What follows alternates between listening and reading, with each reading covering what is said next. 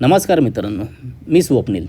नेहमी मनाली तुमच्याशी बोलते, पण आज मी तुमच्याशी बोलणार आहे, माझ्या मनातलं. कधी वाटलं नव्हतं की कुणाच्या येण्याने आयुष्य इतकं सुंदर होऊ शकेल.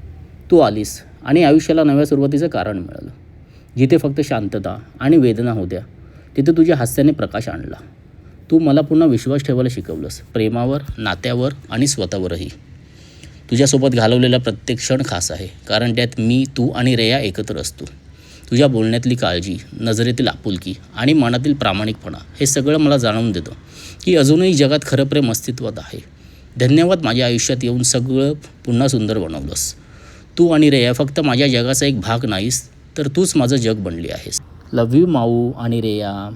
आणि हो मित्रांनो, अजून एक सांगतो की समाज आणि चार लोक काय बोलतील याचा मी कधी विचार केला नाही आणि करणारही नाही. आणि खरंच मित्रांनो, जर तुम्ही कोणावर खरं प्रेम करत असाल तर ते शेवटपर्यंत निभवा आणि त्याचा शेवट लग्नाने करा. थँक्यू.